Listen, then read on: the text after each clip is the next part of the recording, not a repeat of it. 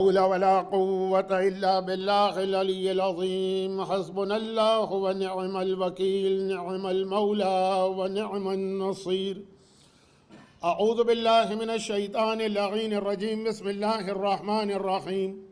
الحمد لله الملك الحق المبين، وهو رب الشهداء والصديقين، والصلاة والسلام على حبيب إله العالمين سيدنا ومولانا أبي القاسم محمد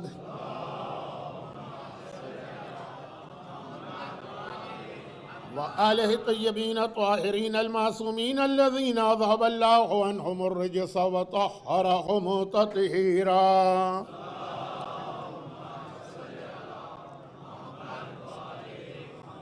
سيما على الإمام المنتظر والحجة الثاني عشر عجل اللهم له الفرج، ولعنة الله على أعدائهم أجمعين من الأزل إلى الأبد. أما بعد، فقد قال الله عز وجل في كتابه المبين وفرقانه المتين وقرآنه المجيد وقوله الحق. بسم الله الرحمن الرحيم. ألف لام ميم. أحسب الناس أن يتركوا أن يقولوا آمنا وهم لا يفتنون ولقد فتنا الذين من قبلهم فليعلمن الله الذين صدقوا وليعلمن الكاذبين.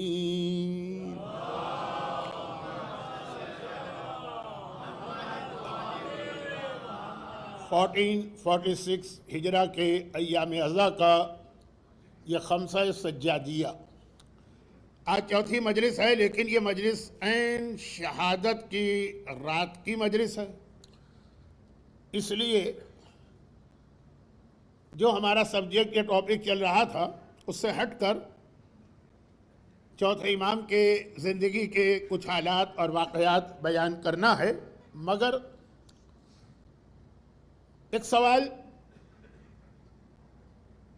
یا ایک مناجات جو چوتھے امام سے کی جا رہی اور اس کا جواب جو چوتھے امام دے رہے ہیں، اور کل بلکہ 3 دن سے مرجع کے حوالے سے جو بات ہو رہی تھی اس کا ایک اہم حصہ، 2 اہم حصے باقی ہیں، ایک آ جائے گا اور ایک آخری مجلس میں. قرآن کریم کی جس آیت کی تلاوت کی گئی یہ سورہ عنکبوت کی وہ آیت ہے جسے میں بہت زیادہ تلاوت کرتا ہوں مجالس کے لیے. سورہ عنکبوت جو ہر شب قدر میں آپ کو تلاوت کرنا پڑتا ہے، اور جیسا کہ ایک جملہ میں اکثر کہتا ہوں کہ اگر یہ سورہ شب قدر کے اعمال میں شامل نہیں ہوتا تو شاید ایک عام مومن زندگی میں سورہ کی کبھی تلاوت نہ کرتا. ہاں، جو لوگ پورا قرآن ختم کرتے ہیں سال میں تھوڑا تھوڑا کر کے، وہ تو پھر باقی سوروں کی طرح اس کو بھی پڑھ لیتے، لیکن الگ سے اس سورہ کی تلاوت کوئی نہیں کرتا. اور اس سورہ میں 2 بہت اہم میسیجز ہیں، اور ان دونوں میسیجز کا خلاصہ اس سورہ کی آخری آیت ہے. مگر میں اس سورہ کی تفسیر نہیں بیان کر رہا، وقت ہی نہیں. تو پہلا والا میسیج جو ہے، اچھا، یہ پہلا میسیج بھی سورہ عنکبوت کا اس وقت اللہ نے دیا. میں نے کہا نا کہ جو ایک مناجات چوتھے امام سے کی گئی وہ اس سورہ عنکبوت کے حوالے سے، لیکن خود یہ سورہ عنکبوت پورا کا پورا اس وقت نازل ہوا جب لوگوں نے ایک کمپلین رسول خدا سے کی تھی. یہ سورہ مکے کے اس زمانے میں نازل ہوا جب قریش مکہ بہت پاورفل تھی اور وہ پورا ٹارچر کر رہے تھے مسلمانوں پر، ایک بنی ہاشم کے خاندان کو چھوڑ کر، اور کوئی مسلمان اس ٹارچر سے محفوظ نہیں تھا. اگرچہ بنی ہاشم میں حضرت ابو طالب جیسی پرسنالٹی ہے، جناب حمزہ کی جوانی ہے، مولائے کائنات کا بچپنا ہے، اس کے باوجود جب کبھی کافروں کو موقع ملتا ہے تو اللہ کے رسول پر بھی حملہ ہوتا ہے. سورہ علق قرآن کریم کا اس وقت 96 نمبر کا سورہ ہے، لیکن یہ سب سے پہلے نازل ہوا غار حرا میں. اس کی 5 آیتیں، اقرأ بسم ربک الذی خلق، خلق الانسان من علق. اس کے اندر آگے چل کر خود قرآن کہہ رہا ہے ارأیت الذی ینہی عبدا اذا صلی. دیکھو اس بدبخت کو، ابو جہل، جو ہمارے بندے کو روک رہا ہے جبکہ وہ صرف نماز پڑھ رہا. تو جو پیغمبر اسلام کی پیٹھ پر غلاظتیں لا کے رکھی جا رہی ہیں حالت نماز میں.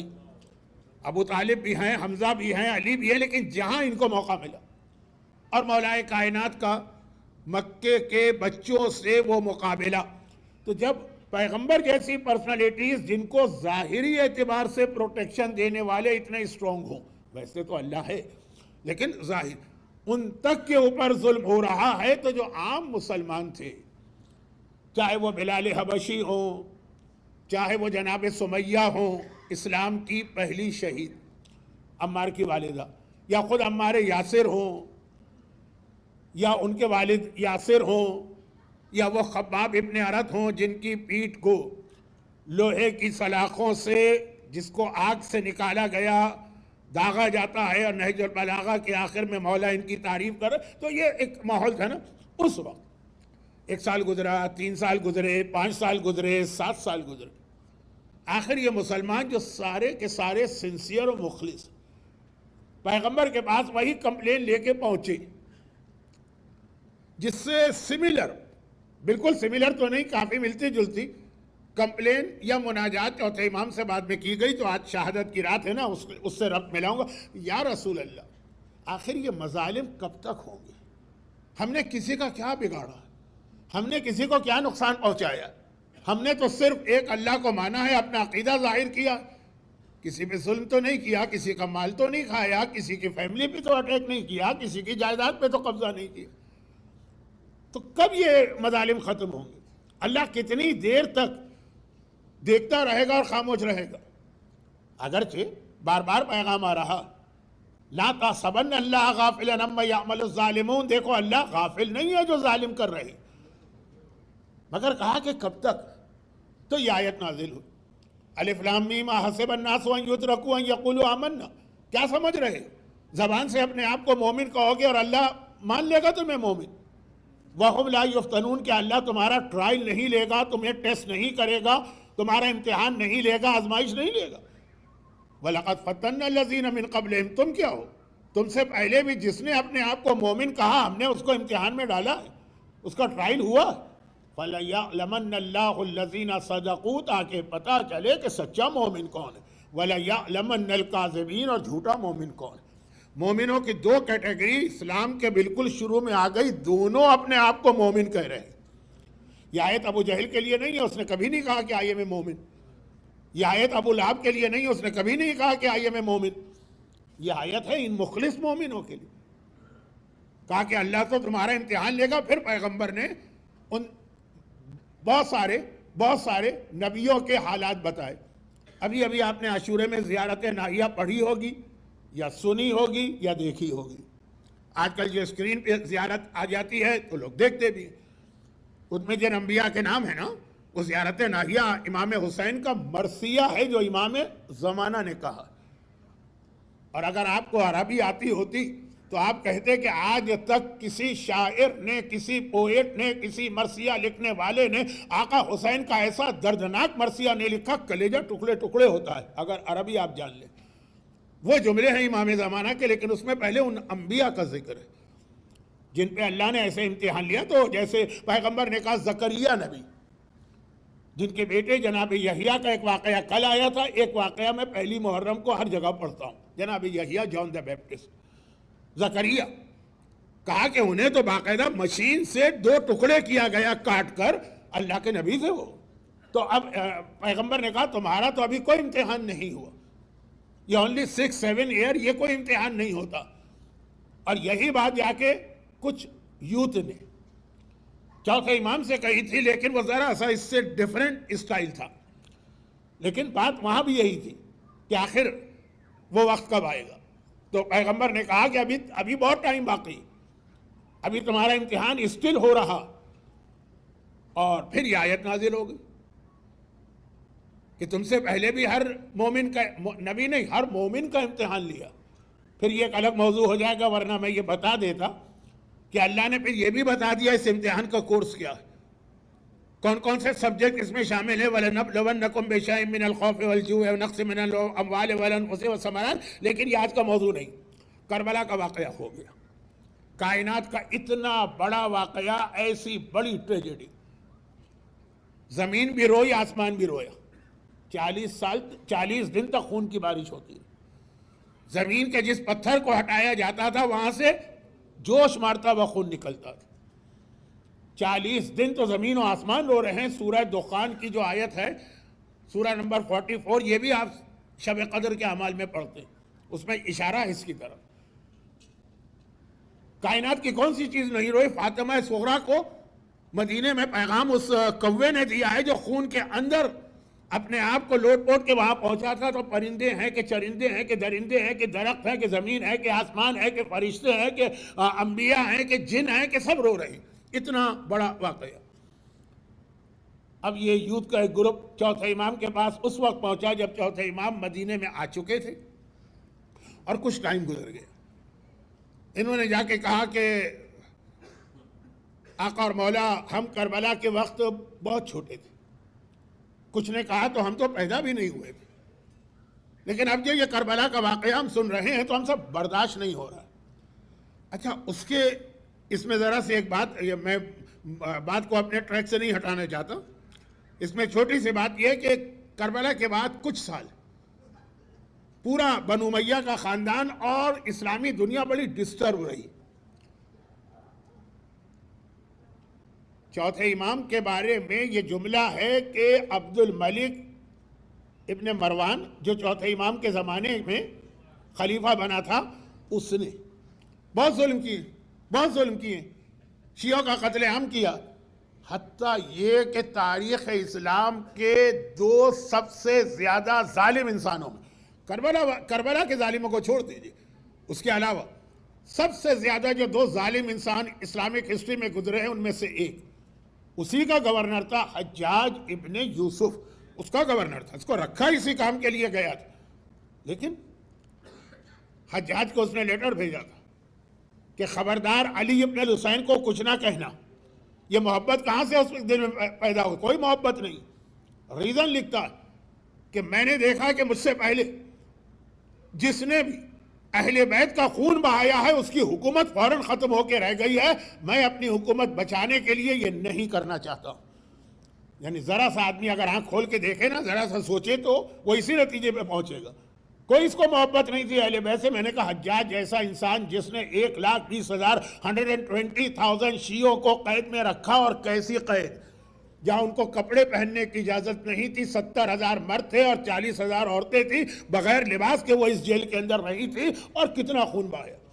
یہ حجاج ابن یوسف کا آرڈر ہے. کیونکہ کربلا کے بعد جو ہیں 4-5 سال ایسے ہی گزرے. یزید مارا گیا، اس کے بیٹے نے حکومت چھوڑ دی، مروان ابن حکم. تو خیر، آج کی شہادت کی رات ہے تو بتانا نہیں چاہتا ہوں، لیکن پھر بھی بتا دو تاکہ آپ کے والد، اسی کا بیٹا عبد الملک ہے، مروان ابن حکم. اس کے بعد حکومت آ گئی. کیسے آ گئی؟ یزید مر گیا، جہنم واصل ہو گئے. کیسے مرا اس کے بارے میں بھی الگ الگ رپورٹس ہیں. اس کے بعد اس کا بیٹا حکومت میں آیا، اس نے حکومت ٹھکرا دی. کہا میرا باپ بھی جہنم میں جل رہا ہے، میرا دادا بھی جہنم میں جل رہا ہے، میں اس کے گناہ میں شریک نہیں ہونا چاہتا. اب مروان کو ایک چانس بنا. یہ مروان وہی بدترین انسان ہے.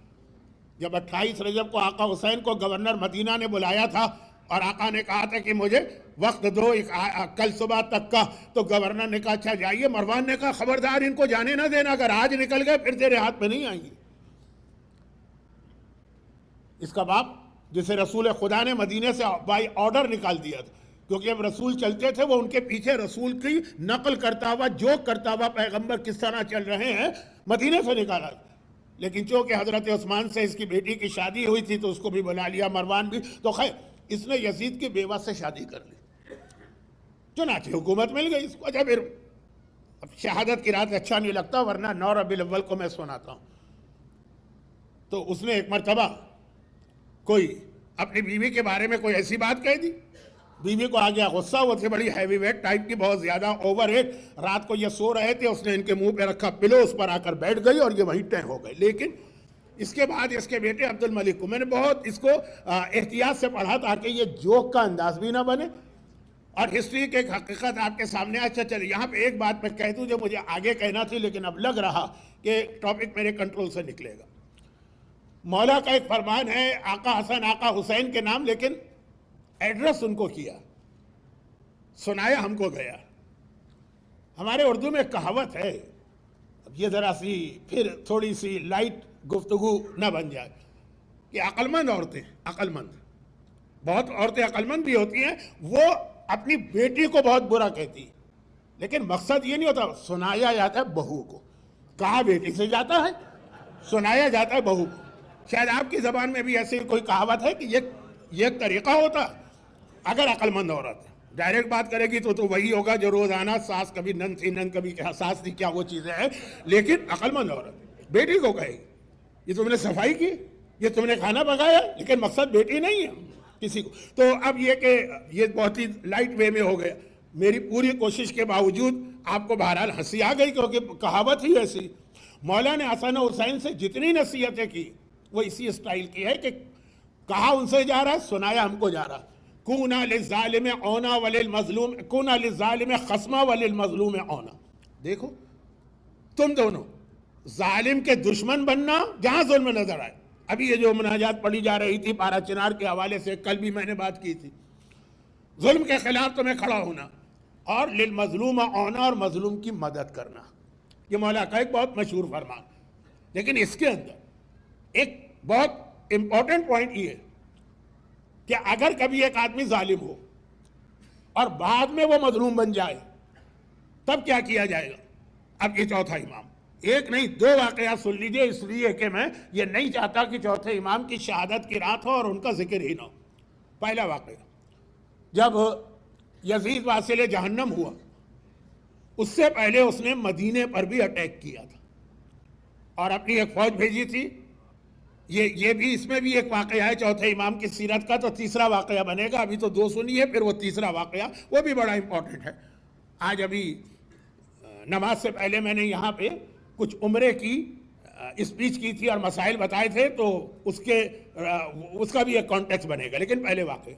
تو اب جب یزید کے لشکر نے مدینے پہ اٹیک کیا، وہ میں بتا چکا ہوں کہ وہ جو جمیلہ جس نے 4 عورتوں کو گواہ رکھا تھا اپنے سہاگ رات کے لیے، اس کا بیٹا جب جوان ہوا تو اس کی قیادت اور لیڈرشپ میں یہ اپرائزنگ ہوئی، مدینے پہ اٹیک کیا، یزید کی فوج نے پورا مدینہ تباہ کر دیا۔ روایتوں میں جملے ہم آج کل سوچتے ہیں نا کہ مدینے میں بہت ساری زیارتیں ختم ہو گئی، مکے میں بہت ساری، یہ سب سے پہلے یزید کے اٹیک کے نتیجے میں ختم ہوئی تھی۔ یزید کا زمانہ کون سا ہے؟ چوتھے امام کا نا۔ جب چھٹے امام کا زمانہ آیا، لوگوں نے پوچھا کہ یا ابن رسول اللہ، وہ فلاں مکان، آپ کا مکان فلاں کا، وہ سارا تباہ کر دیا گیا، اب کچھ نہیں ہے۔ یہ آج کی بات نہیں، یزید کا اٹیک بہت اہم اٹیک تھا۔ خیر، اب اس کا اگلا جملہ سن لیجئے تاکہ ریپیٹ نہ کرنا پڑے۔ جو اس کا لیڈر تھا مسلم ابن عقبہ، اس نے اٹیک کرنے کے بعد، مدینہ تباہ کرنے کے بعد مکہ کا رخ کیا، وہ راستے میں مر گیا۔ اب وہ جب مر گیا تو جو اس کا ڈپٹی تھا، لیڈر، فوج اس کے ہاتھ میں آ گئی، اس کا نام ہے حسین ابن نمیر، کربلا میں علی اکبر کا قاتل، ایک روایت کے مطابق برچھی مارنے والا حسین ابن نمیر۔ اب اس کو، وہ ڈپٹی تھا، یہ لشکر اس کے، یہ آرمی اس کے ہاتھ میں آ گئی۔ یزید کے اسٹینڈنگ آرڈر تھے مدینے کو تباہ کرو، پھر مکے کو۔ مدینے والوں نے بھی بغاوت کی تھی، مکے والوں نے بھی بغاوت کی تھی۔ تو وہ مکہ گیا، اس نے خانہ مکے کو چاروں طرف سے گھیر لیا، خانہ کعبہ پر گولہ باری کی۔ اسلام آنے کے بعد سے خانہ کعبہ 2 دفعہ ٹوٹا ہے، دونوں مسلمانوں کے ہاتھ سے ٹوٹا ہے، کسی نان مسلم کے ہاتھ سے نہیں۔ تو یہ پہلا تھا، گولہ باری کی، خانہ کعبہ کی 4 میں سے 3 دیواریں ٹوٹ کے گر گئی۔ لیکن اس دوران ڈمسکس سے یہ نیوز آ گئی کہ یزید مارا گیا۔ تو اب یہ جو ابن نمیر کی فوج تھی نا، بہرحال یہ تھے تو مسلمان نا، خانہ کعبہ کا ٹوٹنا ان سے برداشت نہیں ہو رہا تھا۔ جیسے ہی پتہ چلا یزید تو مر گیا، یہ سب چھوڑ کے بھاگے، اب وہ اکیلا رہ گیا، اور اسے پتا ہے کہ اس وقت سارا عرب میرا دشمن ہے، میں مدینے کی تباہی میں ڈپٹی لیڈر تھا، مکے میں فل فلیج لیڈر۔ اب وہ بھاگ رہا جان بچانے کے لیے، بھاگتے بھاگتے اتنا ڈیزرٹ میں، پیاس بھوک مرنے کے قریب، ایک جگہ اسے نظر آیا کہ ڈیزرٹ میں کسی نے کیمپ لگائے ہوئے ہیں، اور وہ وہاں پہ کوئی آدمی ٹھہرا ہے۔ ڈیزرٹ میں کہاں کیمپ لگتے ہیں؟ جہاں پہ تھوڑا سا پانی ہو، 2 کھجور کے جھاڑ ہوں، وہاں پہ۔ اس نے کہا ان لوگوں کو کوئی نیوز نہیں ہوگی، یہ تو ڈیزرٹ میں ہیں، یہاں رہ رہے ہیں۔ اور پرانا زمانہ ہے نا، کوئی واٹس اپ نہیں تھا، کہ کوئی ایسا انسٹاگرام نہیں تھا، کہ سوشل میڈیا، ان کو پتہ ہی نہیں ہوگا کہ وہ کیا، مکے میں کیا ہوا اور میں کون ہوں۔ چلو ان سے جا کے ہیلپ لو، مر رہا ہے بھوک اور پیاس سے، اور اس کا گھوڑا بھی تقریباً مر گیا پیدل، اور قریب گیا، 2-3 خیمے تھے، جیسے ہی قریب پہنچا پہلے خیمہ کا دروازہ کھول کے چوتھے امام باہر آ رہے ہیں۔ اب وہ تو پہچانتا ہے نا، کربلا میں بیمار تھا ہی، اب تو اس کی جان نکل گئی کہ باقی لوگ تو پورا عرب میرا دشمن ہوگا کیونکہ میں نے مکے مدینے پہ اٹیک کیا، یہ ان کا تو پورا خاندان میں نے شہید کیا ہے، ان کی دشمنی تو کیا ہوگی۔ لیکن چوتھے امام کا پہلا جملہ سنا، اس کو اطمینان ہوا کہ انہوں نے مجھے نہیں پہچانا، کہا کہ اے عرب تو مسافر لگ رہا ہے، بڑا تھکا ہوا ہے، آرام کر۔ اور یہ کہے کہ امام نے خیمے کا دروازہ کھلوایا اپنے غلام سے، کہا کہ اس کو کھانا لا کے دو، اس کو پانی لا کے دو۔ کھانا پانی کئی دنوں کے بعد اس کے پیٹ میں گیا، ذرا سانس میں سانس آئی تو اب نیند آ گئی، کئی دنوں سے جاگ بھی رہا ہے نا، نیند آ گئی، سو گئے۔ تھوڑی دیر کے بعد 2 گھنٹے 3 گھنٹے کے بعد ذرا نیند ہوئی تو یہ اٹھا، اور اس نے سوچا کہ اب اچھا موقع ہے، بھاگ چلو، امام نے نہیں پہچانا، کہیں ان کا کوئی غلام مجھے نہ پہچان لے۔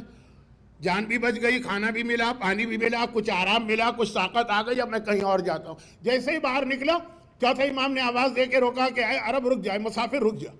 اب اس کی جان نکل گئی کہ ایسا لگ رہا ہے کہ یہ پہچان گیا، لیکن کیا کرتا، یہ پیدل تھا، امام کے پاس تو سارے گھوڑے تھے۔ اب یہ مڑا تو امام نے کہا کہ تو جا رہا ہے تو پیدل کہاں ڈیزرٹ میں جائے گا، گھوڑوں میں سے بہترین گھوڑا لے کے جا تاکہ آرام سے پہنچ جا۔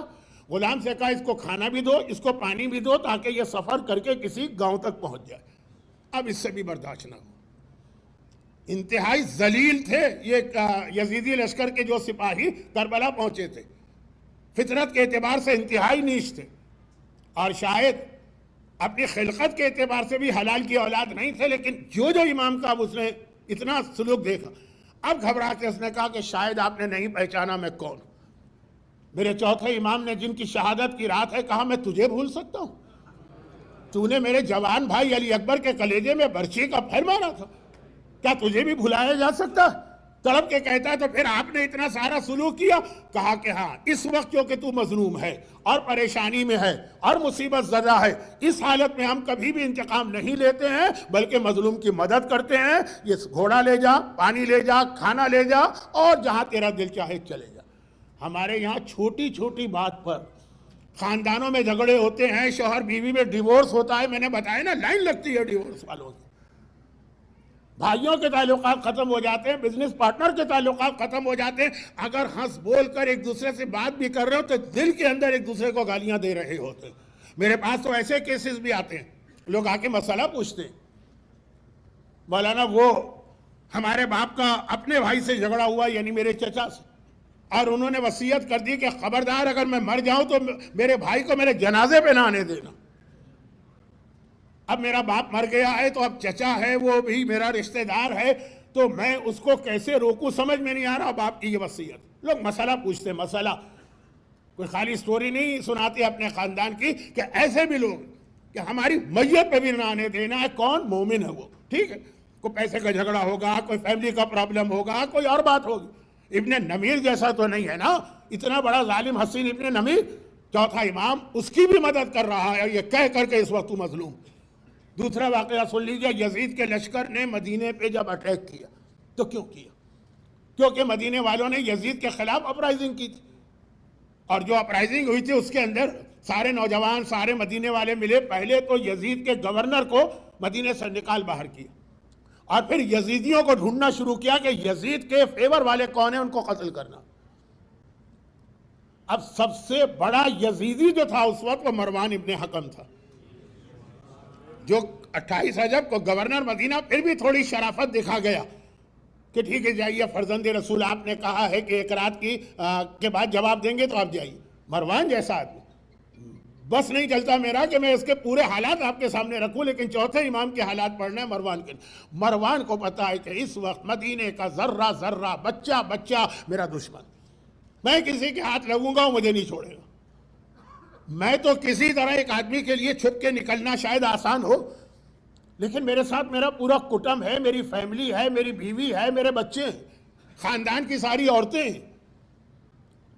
اب وہ سب سے پہلے تو گیا، یہ تیسرے خلیفہ کا داماد ہے حضرت عثمان، تو جو ان کی بڑی دوستی تھی دوسرے خلیفہ سے، حضرت عمر ان کے بیٹے کے پاس گیا، کہا کہ یہ حالات ہیں، میری فیملی کو رکھ لیجئے، میں تو بچ جاؤں گا۔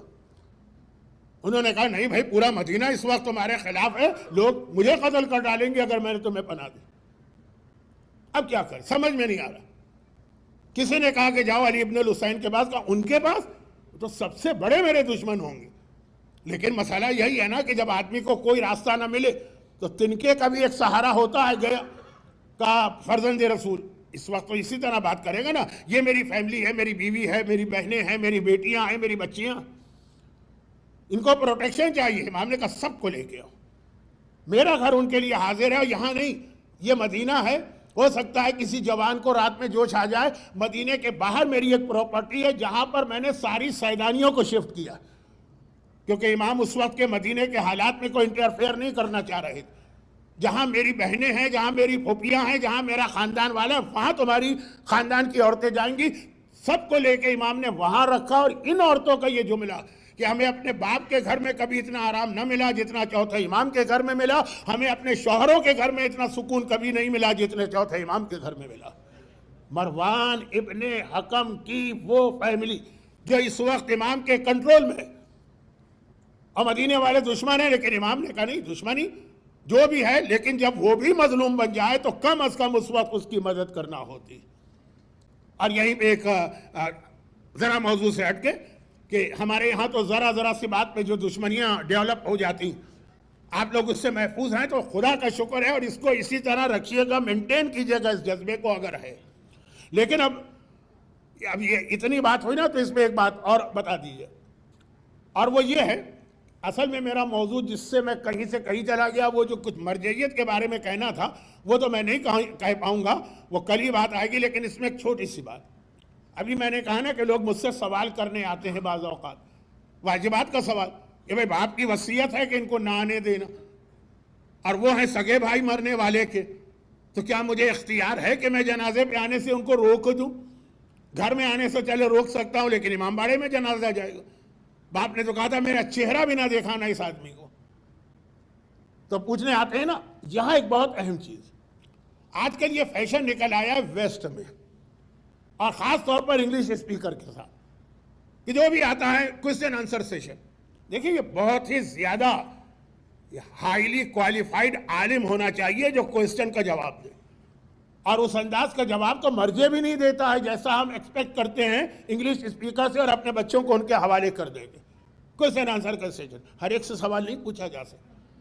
ہمارے ہاں مرجعیت میں بھی یہ ہے، اور اگر آپ اور بیک پہ جائیے گا تو ابھی جو اشرا میں نے اس سے پہلے پڑھا تو چھٹے امام کے زمانے میں بھی یہ تھا کہ مرجع بھی کہے گا کہ میری فیلڈ مثلاً حلال و حرام کے مسائل ہیں، آپ اس سے ہسٹری کی کوئی بات پوچھے گا، وہ کہے گا کہ نہیں، یہ آپ جا کے فلاں عالم سے پوچھے، وہ ہسٹری کا ایکسپرٹ۔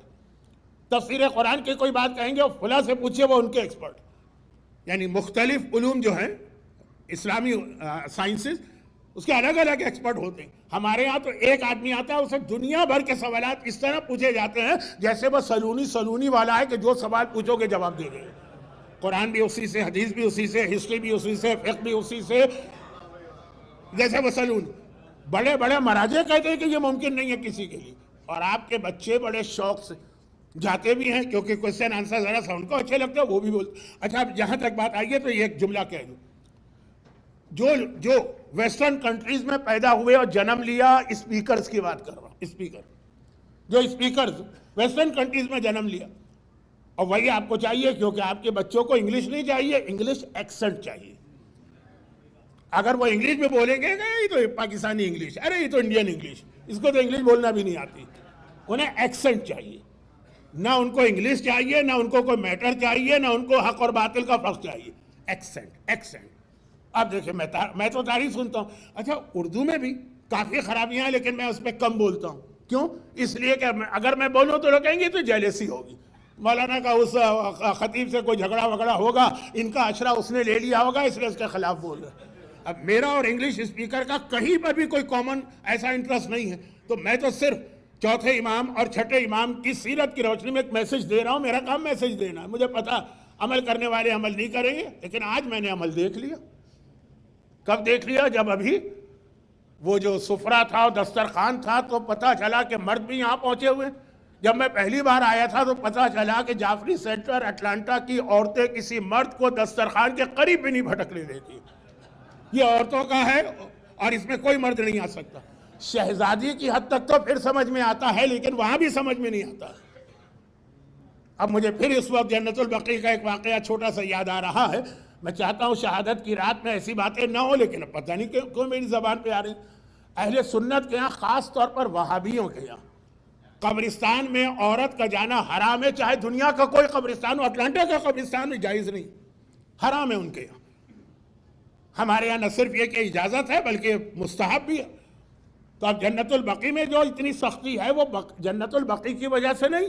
آپ سعودی عرب کے کسی قبرستان میں کسی عورت کو جاتے نہیں دیکھیں گے. حرام تو پاکستان میں بھی ہے، لیکن وہی پاکستان میں جو کہ علماء کا وہ کنٹرول نہیں، ان کے علماء کا وہ کنٹرول نہیں ہے، تو عورتیں مخالفت کرتی بھی چلی جاتی ہیں. لیکن سعودی عرب میں تو کنٹرول. تو اتنی وہ سختی کرتے ہیں کہ مجھے یاد ہے کہ ایک مومن، اب وہ گئے تھے وہاں مدینے کی زیارت کے لیے، تو 6 مہینے کا ان کا بچہ تھا. تو وہ اس کو لے کے گئے بقیع دروازے پہ روک لیا، جھگڑا ہو گیا. اب وہ چھوٹے بچوں میں بعض اوقات لڑکا لڑکی کا فرق مشکل ہوتا ہے. انہوں نے پوچھا کیوں روکا؟ کہا کہ یہ بنت یہ لڑکی ہے، لڑکی قبرستان میں نہیں جا سکتی. بس عورتیں نہیں جا سکتی ہے، لیکن کہیں بچی بھی نہیں جا سکتی 6 مہینے کی. انہوں نے کہا بچی نہیں ہے، بچہ. کہا نہیں، مجھے اندھا سمجھ رہے ہو؟ بنت اور ابن کا جھگڑا چل رہا ہے. ابن یہ کہتے ہیں ابن، وہ کہتے ہیں بنت. انہوں نے کیا کیا کہ اس کا وہ انڈر ویئر اتار دیا. وہ گھبرا کے بھاگا کہ اچھا چلے جا. لیکن مسئلہ یہ ہے کہ اس قسم کی چیز جس پر آپ کو ہنسی بھی آ رہی ہے نا، کیونکہ بات ہی ایسی. ہماری بات خواتین میں، سفرے پہ نہیں آنے دیں گے کسی مرد کو، مرد تو مرد. کسی بچے کو بھی نہیں آنے دیں گے، بچہ تو بچہ. کسی پریگننٹ عورت کو بھی نہیں آنے دیں گے کہ ہو سکتا ہے کہ اس کے پیٹ میں لڑکا، اور وہ پیٹ سے جھانک کے اس سفرے کو دیکھ رہا ہو، تو جائز نہیں. لیکن الحمدللہ آج میں نے دیکھا کہ شاید اب میں تو اندازے سے بات کر رہا ہوں نا، میرے سامنے تو کوئی عورت نہیں تھی، عورتوں سے زیادہ مرد نظر آ رہے تھے، بڑے جوش کے ساتھ تھے وہ. اب میں ڈھونڈ رہا ہوں کہ وہاں تو اتنا مجمع تھا، وہ چلا کہاں گیا. خیر، تو کبھی کبھار آن لائن سننے والوں کو غلط فہمی ہوتی ہے. نہیں نظر آ رہا مجمع. تو اب اتنی جو بات میں سے بات نکلی تو یہ خوشی ہوئی دیکھ کے کہ چلے بات کا ایک اثر ہوا. خواتین نے بھی، چوتھے امام کا سفرہ اسلام کے مشہور ترین سفروں میں سے ایک. 2 اماموں کا سفرہ بہت مشہور ہے، ایک آقا حسن کا اور ایک چوتھے امام کا، جس کی بیس چوتھے امام کے سفرے کی جو بنیاد امام نے بتائی وہ ایک سپنا تھا، جو میں 2 دن سے کہہ رہا ہوں کہ مجھے پڑھنا ہے لیکن وقت آج بھی نہیں مل رہا ہے. تو یہ چوتھے امام کا دسترخوان بہت مشہور تھا کربلا کے بعد. تو وہ تو میں نے کہا کہ بات مان لی، لیکن باقی جو باتیں میں کہہ رہا ہوں خاص طور پر انگلش اسپیکر کے حوالے سے نہیں مانتے لوگ، نہ مانے. مجھے تو خالی آپ کو میسج دینا ہے کہ بڑے بڑے مجتہدین اور علماء بھی ہر سوال کا جواب نہیں دے پاتے ہیں. اور ہمارے حوزے میں تو خیر ڈویژن آف ورک ہے کہ ہم اس میں ریسرچ کریں گے، تم اس میں ریسرچ کرو. لیکن انڈیا پاکستان میں جہاں ایک عالم کی تھوڑی معلومات سب چیزوں میں ہوتی، جو یہاں جنم لیتے ہیں بچے اور اسپیکر بنتے ہیں، آریٹر بنتے ہیں، جن کے حوالے آپ اپنے بچے خوشی سے کر دیتے. نہج البلاغہ میں مولا کا خطبہ ہے امام حسن کے نام کہ بیٹا اپنے بچوں کے بارے میں بڑی کیئر کرنا. چونکہ آج کا موضوع مولا نہیں ہے، مولا کا پوتا ہے، اس لیے اتنا ہی کہہ کے رک جاتا ہوں.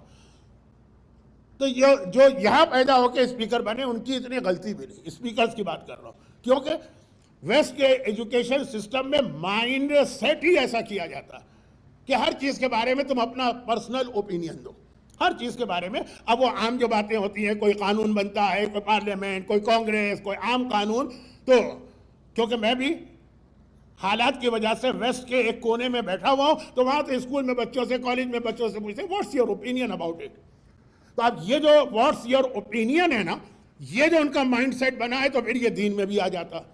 اور وہ بچوں کے، یہ میں اپنی پرسنل نالج اور انفارمیشن کی بنیاد پہ کہہ رہا ہوں، سنی سنائی بات نہیں. وہ جب بچہ سوال کرتا ہے تو اس کو مرجع کا فتویٰ نہیں بتاتے، بلکہ ان کے اسٹائل سے لگتا ہے کہ بیچارے کو خود نہیں پتا کہ مرجع کا فتویٰ کیا ہے. ان مائی اوپینین کہہ کے وہ بات شروع کرتا.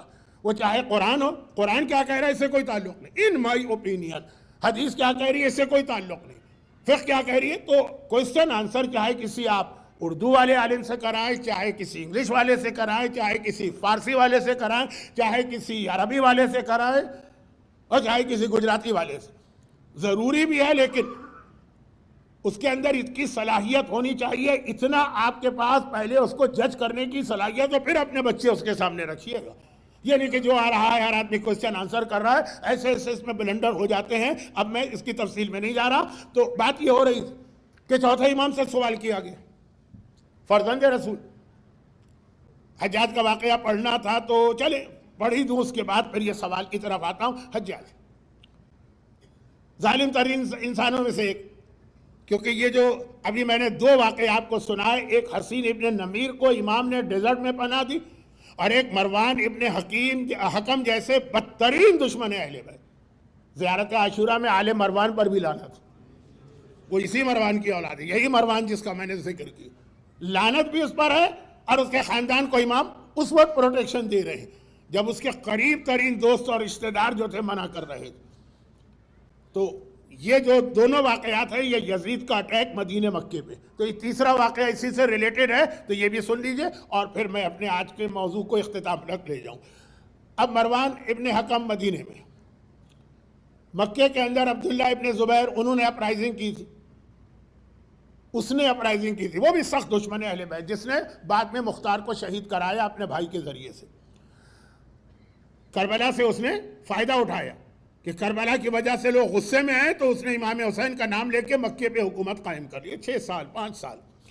اس کے اوپر جب اٹیک ہوا آخر میں تو وہ بھی مارا گیا، اور حجاج نے کعبے کو گرایا، اور حسین ابن نمیر نے کعبے کی 3 دیواریں گرائی تھی، حجاج نے تو ایسی گولہ باری کی، کیونکہ عبداللہ ابن زبیر پناہ لینے کے لیے کعبے کے اندر جا کے بیٹھ گئے تھے کہ یہاں تو کوئی نہیں آئے گا مجھے نقصان پہنچانے۔ کعبے کا ایک احترام ہے، وہاں تو ایک چیونٹی کو مارنا بھی جائز نہیں ہے، شکار حرام ہے، کیڑے مکوڑے حرام ہیں، تو یہاں کون آئے گا؟ لیکن یہ تو حجاج جو تھا، اس نے خانہ کعبہ پہ اتنی گولہ باری کی کہ پورا خانہ کعبہ زمین کے لیول تک، بلکہ اس کی بنیادیں تک نظر آ گئی، جو بالکل اس کے اندر فاؤنڈیشن جو حضرت ابراہیم نے خانہ کعبہ کی بنیاد ڈالی۔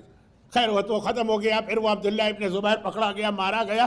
اب مسئلہ ہوا کعبے کو دوبارہ بنانا، وداؤٹ کعبہ تو مکہ نہیں رہ سکتا، کعبہ بنانا۔ کعبہ جب بنانا شروع کیا گیا تو جیسے ہی کعبے کی دیوار کو اٹھاتے ہیں وہ کعبے کی دیوار گر جاتی ہے۔ حجاج، اور کعبے کے بغیر ظالم سے ظالم حکمران کی حکومت جو ہے نا وہ باقی نہیں رہ سکتی۔ اسی کے نام پر تو مسلمانوں پہ یہ حکومت کرتے ہیں کہ ہم کعبے کے کسٹوڈین ہیں، ہم کعبے کے خادم ہیں، ہم حج کرواتے ہیں، یہی نعرہ ہمیشہ لگتا رہا۔ تو کعبہ تو چاہیے، بار بار دیوار گر رہی، تھوڑی سی دیوار اٹھتی ہے اور گر جاتی ہے۔ اب تھوڑا سا اس میں تاریخ کعبہ کا ہلکا سا ٹچ آئے گا، میں اس کی ڈیٹیل میں نہیں جانا چاہتا، کیونکہ جو لوگ ابھی تک مکے نہیں گئے ہیں ان کی بات سمجھ میں نہیں آئے گی، تو تقریر ذرا سی کمپلیکیٹڈ ہو جائے گی، لیکن تھوڑا سا ٹچ تو آئے گا۔ اب حجاج ابن یوسف بہت پریشان، کعبہ تو بنانا، کسی نے اس کو مشورہ دیا کہ صرف ایک آدمی ایسا جو تیرے اس پرابلم کو سالو کر سکتا ہے، یعنی جو وارث کعبہ، جو اصلی معنوں میں کسٹوڈین آف کعبہ ہے، جو اصلی معنوں میں محافظ کعبہ۔ چوتھے امام نے تو کئی خطبات میں یہ کہا، انا ابن مکہ، انا ابن صفا، انا ابن مروہ، انا ابن زمزم، میں مکے کا بیٹا ہوں، میں صفا کا بیٹا ہوں، میں مروہ کا بیٹا ہوں، میں زمزم کا بیٹا ہوں، میں کعبے کا وارث ہوں۔ کہا کہ بس علی ابن الحسین۔ اور یہ میں نے ابھی عرض کیا شروع میں کہ عبد الملک کا زمانہ تھا جس نے کہا تھا کعبے کو تباہ کرو کہ مدینے کو، علی ابن الحسین کو کچھ نہ کہنا، کیونکہ جس نے فاطمہ کی اولاد کو شہید کیا اس کی حکومت چلی نہیں، 1 سال 2 سال میں ختم ہو گئی، اپنی حکومت بچانا ہے۔ تو خیر اس نے ہاتھ نہیں لگایا تھا، لیکن جب یہ ہوا تو امام کے پاس پہنچا کہ یہ مسئلہ، امام آئے، اور امام نے آنے کے بعد ایک ایسا جملہ کہا جو پورا ایک الگ موضوع ہے میرا، لیکن مشہور موضوع ہے، آپ سنتے ہیں۔ اس کے لیے اب ذرا سی بہت مختصر کعبے کی تاریخ سنیے، بہت مختصر۔ حضرت ابراہیم نے جو خانہ کعبہ بنایا ہے وہ آج والا نہیں، وہ اس سے مختلف تھا۔ پھر یہ کعبہ رسول خدا کی جوانی میں گر گیا تھا، ایک پانی سیلاب آیا تھا، جب حجر اسود لگانے میں جھگڑا ہوا، پیغمبر نے چادر پہ ایک پتھر رکھ کر سارے قبیلوں سے کہا، اس وقت یہ ٹوٹ کے گر گئے۔ اس وقت مکے والوں نے، مکے کے کافر ہیں، ابھی اعلان رسالت نہیں ہوا، انہوں نے کعبہ ویسا بنایا جیسے آج، ابراہیم والا نہیں۔ اس کا بھی ایک واقعہ ہے لیکن وہ تو پڑھنے کا کوئی فائدہ نہیں ہے، تو وہ ویسا بنایا۔ پھر جب حجاج ابن یوسف نے کعبے کو توڑ دیا تو اس نے کہا کہ میں پھر ویسا کیوں نہ بناؤں جیسا ابراہیم نے بنایا ایکچوئل کعبہ، اور چونکہ بالکل نیچے فاؤنڈیشن نظر آ رہی ہے ابراہیم کے کعبے کی، تب میں ویسا بناتا ہوں۔ رسول خدا نے جب مکہ فتح کیا تھا تو اس وقت یہ کہا تھا کاش میں اس قابل ہوتا، یہ لفظ توہین والا مت سمجھیے، عربی کا لفظ عزت والا، کاش میں اس قابل ہوتا کہ خانہ کعبہ کو اپنے دادا کے پلان کے مطابق بناتا، لیکن اے عائشہ تمہاری قوم نئی نئی مسلمان ہوئی ہے، پورے عرب میں پروپیگنڈا ہو جائے گا یہ کون رسول ہے کہ جو کعبے ہی کو غلط بنا رہا، یہ جنریشن سے کعبہ قریش نے جس طرح بنایا، اس لیے میں ابھی ہاتھ نہیں لگا رہا۔ تو پھر کسی نے بعد میں پوچھا تھا یا رسول اللہ تو کعبہ ایسا ہی رہے گا؟ کہا نہیں، جب آخری امام آئے گا میرا بیٹا وہ اس کعبے کو حضرت ابراہیم کے نقشے پہ بنائے گا۔ اور اب کوشش کون کر رہا ہے؟ بیچ میں آ گیا حجاج ابن یوسف چھلانگ لگا کے، میں کعبہ بنانا ہے تو میں ویسا کیوں نہ بناؤں، جب پورا کعبہ ٹوٹ ہی گیا ہے، ختم ہو گیا ہے، تو ابراہیم کے نقشے پر وہ دیوار گر جاتی۔ چوتھے امام کے پاس گئے، اچھا اب چوتھے امام اس سے یہ نہیں کہنا چاہتے تھے کہ اللہ نے یہ جہاد یا یہ کعبے کی تعمیر آخری امام کے ہاتھ میں رکھی، تیرے اختیار میں نہیں ہے، یہ کہنا نہیں چاہتے تھے آخری امام، لیکن دیکھ رہا تھا وہ کہ میرے اختیار میں نہیں۔ امام نے کہا کعبے کو ویسے ہی بنا جیسا اب تک چلا آ رہا، کہنا یہ چاہ رہے ہیں کہ یہ کعبہ حضرت ابراہیم کے نقشے پہ میرا بیٹا ہی بنا سکتا ہے، حجاج جیسا ظالم نہیں بنا سکتا۔ چنانچہ حجاج نے کہا اچھا میں کوشش کرتا ہوں، اور جب وہ قریش کے نقشے پہ بنایا تو بالکل بن گیا، کعبے کی دیوار بھی نہیں گری۔ وہ ایک واقعہ ہے اژدہے والا، لیکن اس کو چھوڑ دیجیے۔ یعنی اب یہ ساری باتوں کا خلاصہ کیا نکلا؟ یہ واقعہ میں نے سنا ہے، کیا خلاصہ نکلا؟ آج جس کعبے کا آپ طواف کرتے ہیں، زیارت کرتے ہیں، پردہ پکڑ کے دعا مانگتے ہیں، یہ چوتھے امام کا بنایا ہوا کعبہ ہے، ان کے حکم پہ ایسا کعبہ بنا ہے، ہم چوتھے امام کے کعبے پہ جاتے ہیں۔ اب سن لیجئے ایک جملہ، اصل میرا موضوع تو یہ تھا جو اب شروع ہو رہا ہے جب وقت ختم ہو رہا ہے، لیکن خیر یہ کوئی پہلی دفعہ تو ٹریجڈی نہیں ہوئی ہے۔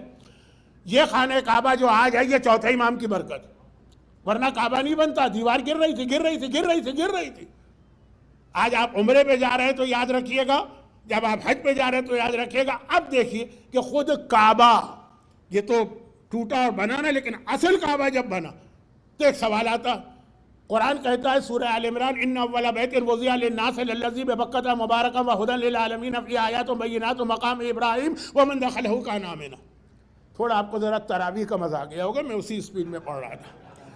تو آیت کا ترجمہ ہے کہ سب سے پہلا گھر جو ہے یہ خانہ کعبہ جو مکے میں بنا، اور کیوں بنا ہے؟ لوگوں کے لیے، اللہ کو تھوڑی آ کے رہے گا، یہ لوگوں کے لیے، یہ قبلہ ہے، لوگوں کا سینٹر ہے، یہ اس لیے بنا۔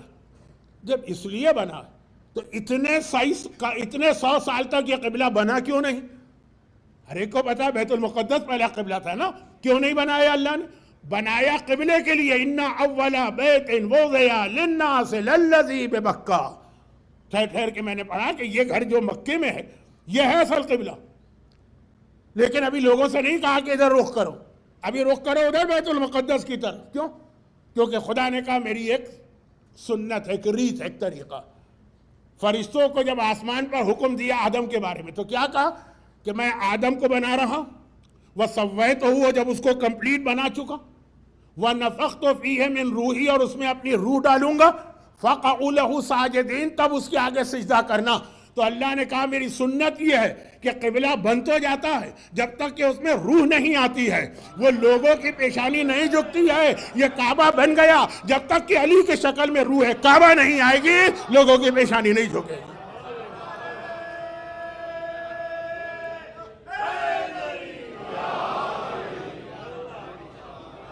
جب شکل علی میں، جب وجود علی میں روح کعبہ آ جائے گی تب یہ کعبہ بنے گا۔ اب جب یہ بات ہو گئی نا تو خطیب اکبر مولانا اطہر صاحب کا ایک جملہ یاد آ رہا، میں نے کہا یہ بھی سنا دوں، اگرچہ جمال پور تاج پور میں آپ نے مرحوم مولانا اطہر صاحب کو بہت سنا، لیکن پھر بھی سن لیجیے۔ اور وہ یہ ہے کہ یہ جو تھا نا کہ مولا کعبے میں پیدا ہوئے، اس حوالے سے وہ ایک جملہ کہتے ہیں، پورا مدینہ جب مسلمان مدینے پہنچ گئے تو سارے مسلمان یا سارے کا لفظ اگر یہ اتنا جنرلائز کرنا ٹھیک نہیں ہے تو بہت بڑی تعداد مولا کے فضائل کی وجہ سے جیلس ہو گئے تھے، جل بھن گئے تھے۔ حسد، یہ جیلسی اور حسد بہت بری بیماری۔ خود قرآن نے کہا ام یحسبون علی ما آتاہم، کہ جو ان کو ہم نے عطا کیا اہل بیت کو تم اس پہ حسد کر رہے، یہ حسد، جیلس، اور جیلسی ہونی بھی چاہیے تھی ایک طرح سے، کیونکہ جو فضیلت ہے وہ انہی کو مل رہی، باقی سب تو منہ دیکھتے رہ جاتے ہیں۔ ایک آدھ دفعہ ان کو چانس دیا گیا تو پھر وہ جو حالت ہوئی وہ بھی آپ کو پتا ہے۔ بلکہ بعض اوقات تو ایسا لگتا ہے کہ جب فضیلت آسمان سے چلتی ہے نا تو وہ اترتی ہے اور ڈھونڈتی ہے کہ علی کہاں ہے تو مجھے علی کے پاس پہنچنا ہے۔ اچھا آپ سنیے، وہ دلیل کے طور پہ کچھ باتیں کہہ رہے ہیں کہ دو طریقے، ایک تو یہ کہ آدمی کو فضیلت چاہیے، ایک ہے فضیلت کو یہ گھر چاہیے۔ دونوں میں فرق کیا ہے کہ اگر ہماری خواہش ہے کہ ہمیں فضیلت ملے تو ہم ڈھونڈنے نکلیں گے کہاں ہے فضیلت، اور اگر فضیلت کی یہ خواہش ہے کہ اس گھر میں آؤں تو اگر آسمان سے ستارہ اترے گا نا تو وہ علی کے گھر میں آئے گا، وہ خود ہی پہنچے گا۔ فضیلت علم کا ملنا بہت بڑی فضیلت۔ اصحاب رسول کو شب خیبر پوری رات نیند نہیں آئی کہ کل علم ملنے والا، کیونکہ علم تو ہے خیر بہت بڑی فضیلت، اس کے ساتھ کتنے اور سرٹیفکیٹ مل رہے ہیں۔ رجلن، وہ رجل بھی ہوگا، کرارن، کرار بھی ہوگا، غیر فرار، غیر فرار بھی ہوگا، یحب اللہ ورسولہ ویحبون اللہ ورسولہ، اللہ اور رسول کا محبوب بھی ہوگا۔ لَأُوتِيَنَّ الرَّایَةَ غَدًا رَجُلًا كَرَّارًا غَیْرَ فَرَّارٍ، تو اتنے سارے سرٹیفکیٹ، نیند ہی نہیں آ رہی، اور مولا اتنے آرام سے سوئے ہوئے ہیں کہ پیغمبر نے اس وقت ان کو بلائے۔ اب سوال یہ کہ یا علم کو علی چاہیے کہ علی کو علم چاہیے؟ اگر علی کو علم چاہیے تو علی بھی ساری رات جاگیں گے اور صبح سے پیغمبر کے سامنے آ کے بیٹھ جائیں گے، اور اگر علم کو علی چاہیے تو علی آرام سے سو رہے ہوں گے، رسول کہیں گے جاؤ علی کو بلا کے لاؤ تاکہ یہ علم علی کو دیا جائے۔ دیکھیں کون کس کے پاس جا رہا ہے یہ دیکھتے چلی۔ اب ایک بہت بڑی چیز ہے ولایت۔ وہابیت کا تو نظریہ ہے کہ ولی صرف اللہ، مولا صرف اللہ اور کوئی مولا نہیں۔ قرآن کہتا ہے نہیں، ایک نہیں، دو نہیں، تمہارے تین مولا، انما ولیکم اللہ ورسولہ والذین آمنوا الذین یقیمون الصلاۃ ویؤتون الزکاۃ وہم راکعون۔ تین مولا، اللہ ہے، رسول ہے، اور وہ ہے جو حالت رکوع میں زکوٰۃ دیتا ہے، انگوٹھی دیتا ہے۔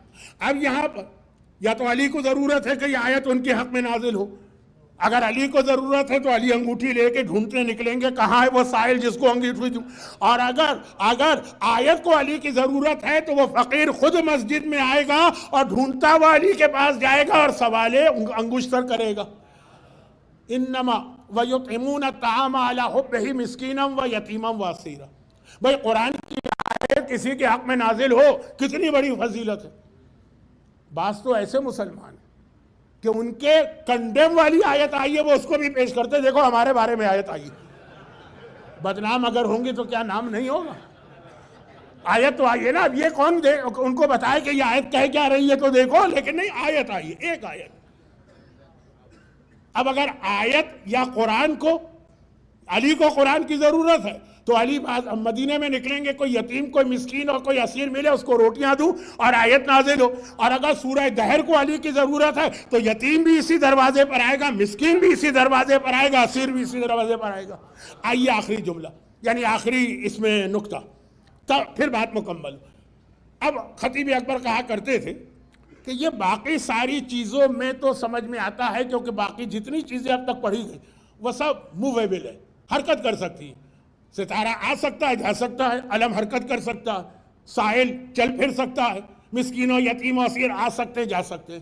مسئلہ کعبے کا ہے، کعبہ تو اپنی جگہ سے ہل نہیں سکتا، وہ تو ان موویبل ہے۔ وہاں کیسے پتا چلے کہ علی کو ضرورت ہے کہ وہ کعبے میں پیدا ہو یا کعبہ محتاج ہے کہ علی اس کے اندر پیدا ہو کر اس کی فضیلت بڑھائیں؟ وہاں کیسے پتا چلے؟ وہ علم تو ہے نہیں کہ یہاں سے وہاں چلا گیا، وہ فقیر تو ہے نہیں کہ یہاں سے مسجد میں پہنچ گیا، وہ مسکین و یتیم و اسیر تو نہیں پہنچا۔ خدا نے کہا وہاں بھی میں فیصلہ کروں گا، اگر علی کو کعبے کی ضرورت ہے تو علی کی ماں عام دروازے سے جائے گی، اور اگر کعبے کو علی کی ضرورت ہے کعبے کی دیوار شقوں کے خصوصی دروازہ بنے گا۔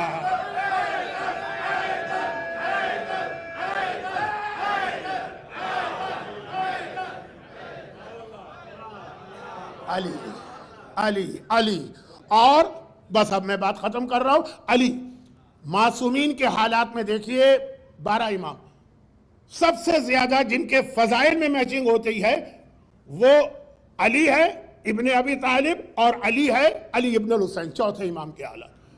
مجھے اس میں اب کچھ باتیں پڑھنا تھی لیکن وقت بہت زیادہ گزر گیا ہے تو انشاءاللہ آخری کچھ باتیں کل پڑھوں گا کہ حالات زندگی دیکھیں تو بہت زیادہ آپ کو میچنگ ملے گی میرے مولا اور چوتھے امام کے حالات میں. باقی اماموں سے اتنی میچنگ نہیں ملتی. چوتھے امام نے کچھ تحفے اپنے شیعوں کو دیے اسپیشل گفٹ.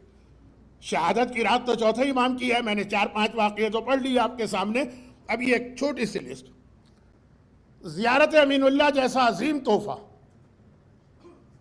پچھلے سال میں نے اس پہ پوری مجلس پڑھی تھی, اس کو ریپیٹ نہیں کرنا چاہتا لیکن اس کو میں عظیم تحفہ کیوں کہہ رہا ہوں کہ پہلی بات تو ہمارے پاس جتنی زیارتیں ان میں سب سے زیادہ اتھینٹک زیارت کا نام امین اللہ.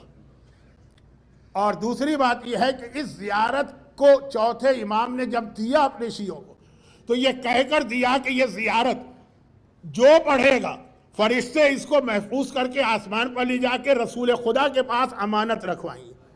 رسول ہیں صادق و امین. اور جب امام زمانہ آئیں گے تو وہ سارے جتنی زیارتیں رسول کے پاس ہیں رسول یہ سب امام زمانہ کو بھجوائیں گے کہ ان لوگوں نے یہ زیارت امین اللہ پڑھی ہے, ان کو تم دعوت دو کہ تمہاری فوج میں شامل ہو. وہ میں نے پوری تقریر کی تھی تو صرف چوتھے امام کی ایک حدیث میں سنا رہا ہوں. یہ تحفہ دی. تسبیح پہلی مجلس میں آیا تھا. تسبیح کا مطلب کیا ہے؟ جنت میں آپ کے باغ کتنے کھیت یا کتنے درخت ہیں, ایک آپ تسبیح پڑھتے سبحان اللہ والحمدللہ وہاں ایک درخت پیدا ہو جاتا ہے. پہلی مجلس میں آ گئی تھی بات. اب آپ تسبیح پڑھیں گے درخت پیدا ہوگا, تسبیح پڑھیں گے. لیکن یہ گفٹ بھی چوتھے امام نے دیا کہ جب راوی نے دیکھا کہ چوتھے امام کے ہاتھ میں خالی یہ تسبیح, امام کچھ نہیں پڑھ رہے باتیں کر رہے ہیں آپ سے ان سے ان سے اور تسبیح پہ وہ انگلیاں ہلا رہے ہیں دانوں پر, تو عام مومنین تو بعض اوقات یہ کہتے ہیں یہ کیا نونسنس عمل ہے. بہت سے لوگوں کی عادت ہے تسبیح ہاتھ میں لے کے دانے ہلاتے. کہا فرزند رسول یہ آپ کیا عمل کر رہے ہیں, اس کا تو کوئی فائدہ نہیں ہے. کہا نہیں, یہ خاک شفا کی تسبیح ہے اور خاک شفا کی تسبیح کی خصوصیت یہ ہے کہ تمہیں کچھ پڑھنے کی ضرورت نہیں ہے, دانے پہ ہاتھ رکھو گے وہ خود ہی تسبیح پڑھے گی جو جنت میں تمہارا باغ بنائی. یہ گفٹ چوتھے امام نے دیا.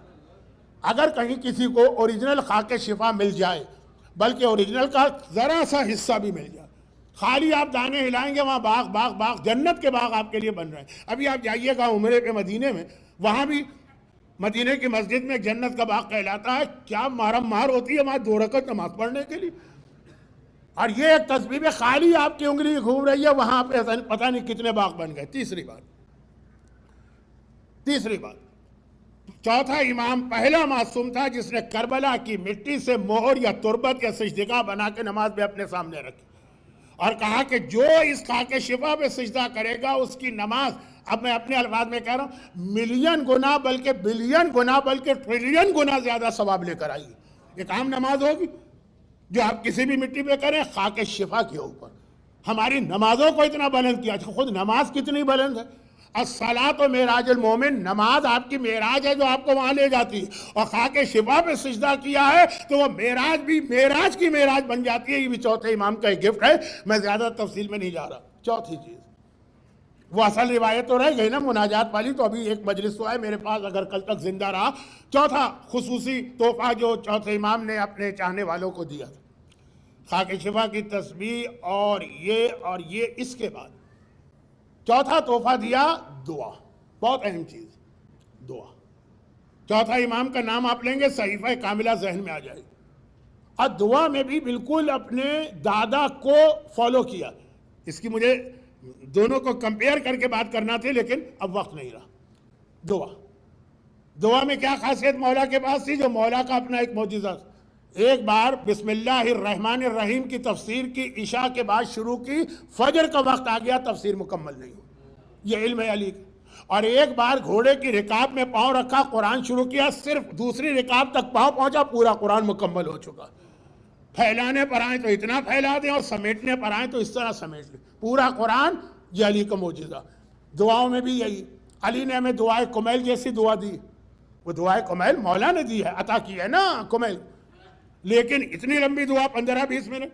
ایک مومن کو دیکھا مسجد کوفہ میں، یہ مفاتیح الجناح کے آخر میں روایت ہے جو پڑھ رہا ہوں، دیکھا کہ وہ مسجد کوفہ میں ہے، نماز کے بعد لمبی لمبی دعائیں مانگ رہا. امام علی نے کہا کہ جو اللہ لمبی دعائیں سنتا اور قبول کرتا وہ چھوٹی دعا بھی سنتا اور قبول کرتا. اتنی لمبی دعا کی ضرورت نہیں ہے ہر وقت. تو مولا میرے تو بہت سارے مسئلے. کہا کوئی بات نہیں، 4 جملے کہو تو سارے مسئلے حل. الحمدللہ علی کل حال، واستغفر اللہ من کل ذنب، واسأل اللہ من کل خیر، واعوذ باللہ من کل شر. مختصر ترین دعا پڑھو سارے مسئلے حل. یہ امام علی. اب آئیے چوتھے امام، انہوں نے ہمیں دعائے ابو حمزہ صومالی جیسی دعا دی. کتنی لمبی دعا ہے، 2 گھنٹے لگتے ہیں اس کو شب قدر. اور انہوں نے ہمیں ایک مختصر ترین دعا بتائی. راوی کہتا ہے دنیا کا کوئی مسئلہ مجھے پیش نہیں آیا، یہ دعا پڑھی اور پورا ہو گیا. صرف 4 لفظ ہیں، صرف 4 لفظ ہیں اس کے اندر. عبدوں کا، مسکینوں کا، فقیروں کا، سائلوں کا. بیچ بیچ میں ایک لفظ اور بڑھتا ہے، عبدوں کا بفنائک. بفنائک، فنا کیا ہے؟ دروازہ. السلام علی الحسین وعلی الارواح التي حلت بفنائک. مولا پہ سلام، اور جو ان کے چوکھٹ کے اوپر شہید ہوئے ان کو سلام. تو فنا. عبدوں کا بفنائک، خدا بندہ تیرا بندہ تیرے دروازے پہ کھڑا. مسکینوں کا بفنائک، ایک مسکین تیرے دروازے پہ کھڑا. سائلوں کا بفنائک، ایک سوال کرنے والا کھڑا ہے. فقیروں کا بفنائک، ایک فقیر تیرے دروازے پہ کھڑا.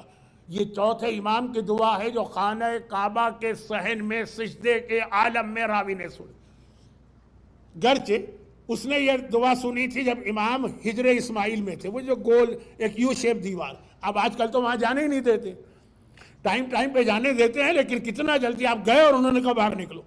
لیکن چوتھے امام وہاں یہ دعا مانگ رہے. راوی نے کہا مولا یہ سجدے میں آپ کیوں مانگ رہے؟ کہا کائنات کا کوئی مسئلہ ایسا نہیں کہ تم صحن کعبہ میں یہ دعا سجدے میں پڑھو اور وہ حل نہ ہو. تو اگر پھیلانے پر آئے تو دادا کی طرح وہاں دعائے کمیل، یہاں دعائے ابو حمزہ صومالی. اور اگر سمیٹنے پر آئے تو وہاں 4 جملے الحمدللہ علی کل حال، یا 4 لفظ عبدوں کا، سائلوں کا. کبھی اس پہ عمل کیجئے.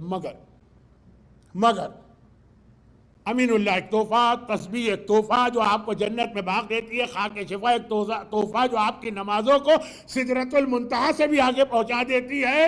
دعا ایک تحفہ، مگر سب سے بڑا تحفہ، اگرچہ اس کے لیے لفظ تحفہ اچھا نہیں لگ رہا، وہ ہے عزاداری، آنسو. یہ غم حسین میں بہنے والے آنسو جو دنیا اور آخرت میں ہماری نجات کا ذریعہ بنتے ہیں. وہ تو ایک مومن کو جو امام کا ہاتھ دھلاتا ہے یا امام اس کا ہاتھ دھلاتے ہیں تو جواہرات اور موتی وہ سب بنا کے پانی، ہماری آنکھوں کے آنسو اتنے قیمتی موتی بنتے ہیں کہ اس کو دنیا میں کوئی جگہ ہی نہیں ملتی. جتنی قیمتی چیز ہو نا صرف ایک جگہ ملتی ہے، وہ ہے رومال فاطمہ زہرا. یہ آنسو وہاں جمع ہوتے ہیں اور وہاں سے سیدھے ہی جنت میں بھیجے جاتے ہیں جہاں یہ موتی بن کے چمکے گی. عزاداری کا ادارہ، انسٹیٹیوشن، نظام، کل میں نے کہا نا کہ 2 زین نے مل کے بنایا، ایک زین اب اور ایک زین العابدین. اور چوتھے امام یہاں پر منزل فضائل میں اپنے دادا علی کی شبیہ اور منزل مصائب میں اپنی دادی فاطمہ زہرا کی شبیہ. منزل مصائب میں دیکھیے تو پورے 12 اماموں میں چوتھے امام کے حالات جتنے رسول کی اس مظلومہ اور دکھیاری بیٹی سے میچ کر رہے ہیں، کسی اور امام کے حالات اس طرح میچ نہیں کریں. ساری زندگی کربلا کا ماتم کرنے والا، اور کیسا ماتم. تاریخوں میں لکھا ہے کہ نہیں لکھا ہے کہ جب کبھی امام گھر کے اوپر، گھر کے چھت پہ ماتم کرتے تھے. بلکہ ایک عمرہ کرنے والے کا واقعہ ہے کہ وہ عمرہ کرنے گیا تو پھر مدینے بھی گیا. مدینے میں جو ہمارے برادران اہل سنت ہیں ان کا نظریہ ہے کہ 40 نمازیں مسجد میں تمہیں جماعت کے ساتھ پڑھنا. تو اب اس کو ذرا دیر ہو گئی تو وہاں جماعت شروع ہونے والی تھی تو وہ دوڑا چلا جا رہا تھا. جب آدمی کو ذرا جلدی ہو تو وہ شارٹ کٹ لیتا ہے نا، تو وہ مدینے کی ایک گلی میں سے گزر گیا. اب جب وہ گلی میں سے جا رہا کہ جلدی سے مسجد میں پہنچو، امام رکوع تک نہ پہنچنے پائے تو ایک دم ایک مکان کی چھت پر سے پانی گرا اس کے کپڑوں پر اور جسم پر. اب وہ گھبرا گیا. میں مسجد میں جا رہا ہوں، پاک اور پاکیزہ ہونا ضروری ہے نا، پتہ نہیں ہے کیسا پانی ہے. پاک ہے کہ ناپاک ہے، تو کپڑے میرے غلط ہو گئے تو جسم غلط ہو گیا تو نمازیں غلط، نماز چھوٹ جائے گی۔ اب اتنا ٹائم تو ہے نہیں کہ گھر جا کے اس کو بدلے۔ وہ ابھی کھڑا کہ غلام نے اس کو گلی کے اندر دیکھا، کنفیوز کھڑا، کہا کیا بات؟ کہا کہ میں سوچ رہا ہوں مجھے مسجد میں جانا ہے، امام کا رکوع ہونے والا اور یہ کپڑوں پہ پانی آ کے گرا ہے۔ غلام نے کہا کہاں سے گرا ہے؟ کہا یہاں سے۔ کہا کائنات میں اس سے زیادہ پاک پانی کوئی نہیں۔ حسین کا ایک عزادار چھت پر بیٹھا اپنے بابا کے مصائب پہ آنسو بہا رہا، اور اتنے آنسو بہا رہا ہے کہ اس طرح پانی گر رہا ہے جیسے بارش کا پانی ڈرینیج پائپ سے زمین پہ گرتا۔ اتنا روتے تھے روزانہ صبح و شام۔ تبھی تو امام کی ایک حدیث آ گئی، چھٹے امام کی حدیث ہے نا کہ البکاؤن خمسن، جب سے دنیا بنی ہے قیامت تک رونے والے تو صرف 5 گزرے، جن میں 3 نبیوں کا ذکر ہے، اور کہا کہ چوتھا ہماری جدہ فاطمہ زہرا ہیں، 5واں ہمارا دادا علی ابن الحسین۔ خیر اب ذرا فاطمہ کا رونا دیکھ لیجیے، وہ 95 ڈیز روئی، چوتھا امام 35 سال، 35، مگر فاطمہ کا رونا 95 دن میں اتنا تھا کہ جتنا چوتھا امام 35 سال میں روئے۔ فاطمہ کا رونا اور ماتم تو ہے ہی کوئی اور چیز۔ چوتھا امام اور شہزادی فاطمہ، امام نے کہا 5 سے زیادہ کوئی رونے والا نہیں ہے، ان 5 میں بھی یہ 2 جو ہیں ان کا ماتم پہلے 3 سے بھی زیادہ۔ حالات کو ذرا ملاتے چلیے۔ اب میں وہ روایت پڑھنا نہیں چاہتا کیونکہ بہت مشہور۔ جب کبھی کہیں دنیا میں مجلس ہوتی ہے تو جہاں آپ نے جوتیاں اتاری ہوتی ہیں نا عزاداروں نے، وہاں ایک طرف جنت سے اتر کے شہزادی کونین آتی ہیں، بال کھول کے آپ کے لیے ماتم دعا کرتی، اور دوسری جانب حسین کا یہ مظلوم وارث سجاد آتا ہے دادی کے ساتھ بیٹھ کر، وہ بھی آپ کو دعا دیتا۔ ہر مجلس میں دونوں ساتھ جاتے ہیں، اور ساتھ جا کے یہ نہیں ہے کہ ممبر کے قریب آ کے بیٹھے عزاداروں کی جوتیوں کے پاس۔ فاطمہ اور سجاد، ایک اور جملہ اگرچہ اس کی تشریح کرنے جاؤں گا تو وقت لگے گا، لیکن مختصر سے، جوانی میں بوڑھا ہوتے ہم نے صرف 2 کو دیکھا۔ شہزادی کے بارے میں ہے، شہزادی فاطمہ کہ بابا کے بعد جب ان کو مدینے میں ماتم سے روک دیا گیا تو روزانہ فاطمہ فجر کی نماز کے بعد شہر سے باہر جنت البقیع کے پیچھے چلی جاتی، سارا دن وہاں بیٹھ کے ماتم کرتی۔ ایک کھجور کا درخت ہے اس کے نیچے، اگرچہ ایک دن وہ درخت بھی کاٹ کے پھینک دیا گیا۔ جب شام کو شہزادی آئی تو وہ جو سورج کے نیچے پورا دن بیٹھی ہے، پورا جسم جھلس گیا ہے، اسکن کا کلر چینج ہو گیا۔ تب مولا نے وہاں ایک کمرہ بنایا جو بیت الحزن کہتے ہیں۔ اب تاریخ میں ہے کہ روزانہ فاطمہ فجر کے بعد جاتی، ایک ہاتھ میں عصا ہوتا ہے، ایک ہاتھ میں حسین کی انگلی ہوتی، حسن ساتھ ساتھ چل رہے ہیں۔ اب جب یہ روایت ہم پڑھتے ہیں تو اپنے آپ سے پوچھتے ہیں کہ یہ اسٹک جو ہے نا، یہ عصا، یہ تو بڑھاپے کی نشانی ہوتی ہے۔ بڑھاپے میں آدمی ہاتھ میں عصا لیتا ہے۔ شہزادی فاطمہ کی ایج کیا تھی؟ 70، 65، 60، 55۔ ہسٹری نے بتایا فاطمہ صرف 18 سال کی تھی، 18 سال، اور 18 سال میں اتنی بوڑھی ہو گئی کہ بغیر عصا کے چند قدم نہیں چل سکتی۔ مگر ایک اور بھی ہے جو جوانی میں بوڑھا ہوا۔ حسینی قافلہ مدینے آ گیا، حسین کا چھوٹا بھائی محمد حنفیہ ایک مرتبہ قافلے میں جاتا ہے اور چاروں طرف دیکھتا ہے کہ میں اپنے بھتیجے کو پرسا دوں، لیکن بھتیجا تو کہیں نظر ہی نہیں آ رہا۔ سارے قافلے میں عورتیں ہی عورتیں تھیں، صرف ایک بہت بوڑھا آدمی تھا، بہت بوڑھا، سر کے بال سفید ہیں، داڑھی کے بال سفید ہیں، چہرے پہ جھریاں پڑی ہے، کمر جھک چکی ہے۔ ایک مرتبہ چاروں طرف دیکھا، اتنا بوڑھا آدمی کون آ سکتا ہے میرے بھائی کے قافلے میں؟ تو کوئی ہے ہی نہیں پورے خاندان۔ قریب گئے اور قریب جا کے سوال کیا کہ اے مرد ضعیف، کیا تجھے کہیں میرا بھتیجا علی ابن الحسین نظر آ رہا؟ وہ بوڑھا آدمی ایک مرتبہ کہتا ہے چچا محمد حنفیہ انا علی ابن الحسین، میں ہی تو آپ کا بھتیجا علی ابن الحسین ہوں۔ ایک مرتبہ پہلے سے گلے سے لگایا، پرسا دینا ہے نا، ادھر گلے سے لگایا، ادھر میرا مولا سجاد فریاد کرتا ہے چچا ذرا آہستہ۔ محمد حنفیہ گھبرا گئے، بیٹا کیا بات ہے؟ کہا چچا 1 سال تک جو طوق خاردار گلے میں تھا نا، اس کا زخم اب تک موجود ہے۔ اور جب محمد حنفیہ تڑپ کے کہتے بیٹا 24 سال کی عمر میں تو مجھ سے بوڑھا نظر آ رہا ہے، تجھے کس نے بوڑھا کیا؟ یہ سوال ہم فاطمہ سے پوچھے شہزادی آپ کو جوانی میں کس نے بوڑھا کیا، تو الگ الگ جواب دیں گی، گھر کا جلا دروازہ، ٹوٹی ہوئی پسلیاں، پہلو کا کوڑا، محسن کی شہادت۔ سجاد نے صرف ایک جواب دیا، چچا الشام الشام الشام۔ یہ شام کے مصائب ہیں جس نے سجاد کو جوانی میں بوڑھا کر دیا۔ فاطمہ اور سجاد کے مصائب کا آخری جملہ یہ سن لیجئے، اور پھر 2 جملے آج شہادت کے حوالے سے۔ آپ کو جب غسل میت کوئی آدمی دیتا ہے نا، غسل میت، تو غسل میت دینے والا جو ہے وہ اتنی میتیں دیکھ چکا ہوتا ہے کہ وہ کسی میت کے اوپر روتا نہیں، مگر آپ کو 2 میتیں ایسی نظر آئیں گی کہ غسل دینے والا میتوں کو غسل دیتے ہوئے اتنا چیخ چیخ کے رویا کہ بند دروازے کے باہر جو لوگ کھڑے ہیں ان کے کانوں تک یہ آواز پہنچی۔ ایک جب فاطمہ زہرا کو میت کو غسل دیا جا رہا، خود زینب کہتی ہے میں دروازے کے باہر تھی کیونکہ بابا نے حجرے کا دروازہ بند کر کے بچوں کو باہر بھیجا، میں نے دیکھا میرا بابا چیخ چیخ کے رو رہا، کائنات کا مشکل کشا ہے یہ علی، چیخ چیخ کے رو رہا۔ تھوڑی دیر بعد دروازہ کھلا، علی نے کہا کہ آؤ بچوں ماں کا آخری دیدار کر لو۔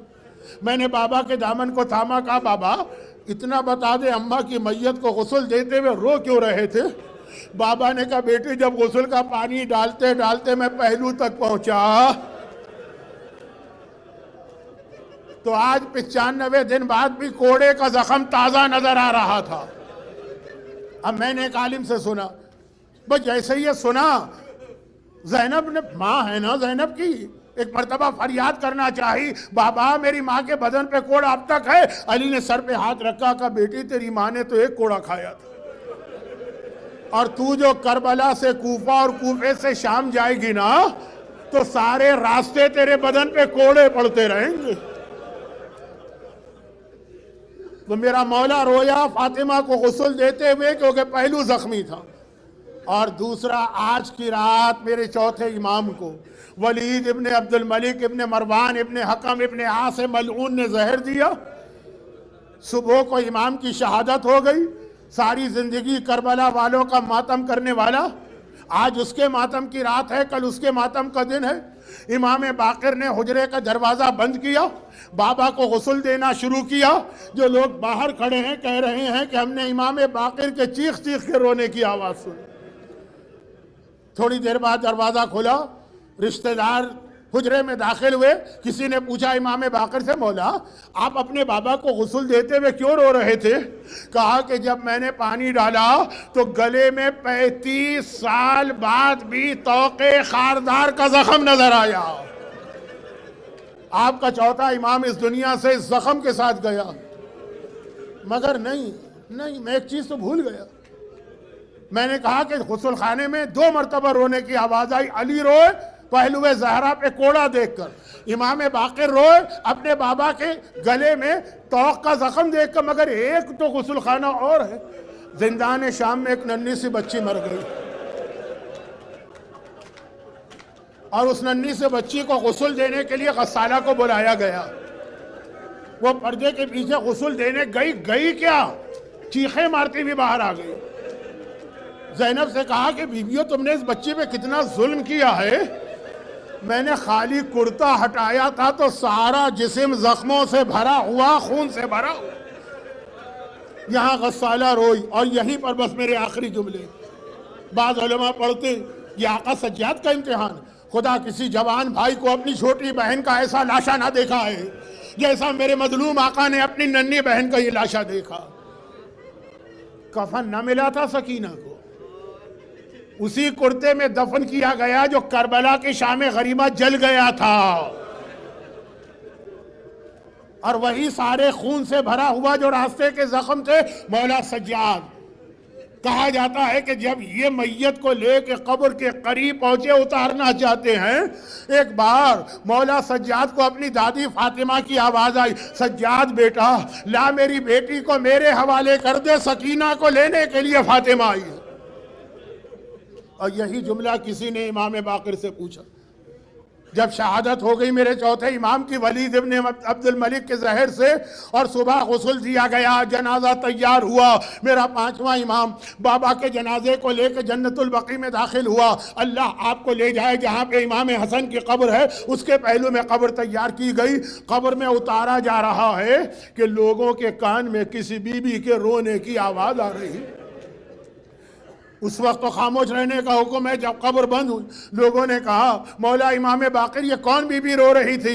کہا ارے یہ میری دادی فاطمہ زہرا تھی جو میرے بابا کی میت کو لینے کے لیے بقیع کے قبرستان میں آئی۔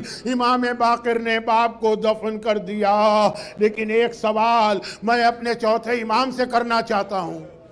مولا چوتھے امام آپ کے بابا جب کربلا پہنچے تھے نا، تو بنی اسد کے بچوں کو بھی بلایا تھا اور کہا تھا کہ اگر تمہارے والدین مجھے دفن نہ کریں، تم چھوٹے چھوٹے بچے کھیلتے ہوئے آ جانا، مٹھیوں میں خاک لے کے میرے لاشے پہ ڈال دینا، ایک مٹھی خاک بھی حسین کے لاشے پہ پڑ جائے۔ تو مولا ایک مٹھی خاک تو آپ بھی کربلا میں ڈال سکتے تھے، آپ نے یہ خاک نہیں ڈالی۔ معلوم ہے میرا یہ مظلوم آقا جو آج دنیا سے جا رہا ہے کیا کہے گا؟ ایک مرتبہ وہ کہے گا تم اس بیٹے کی حالت پوچھو کہ وہ خاک بھی کیسے ڈالے، گلے میں توق ہے، پاؤں میں بیڑی ہے، مگر ہاتھوں میں بھی ہتھکڑی ہے۔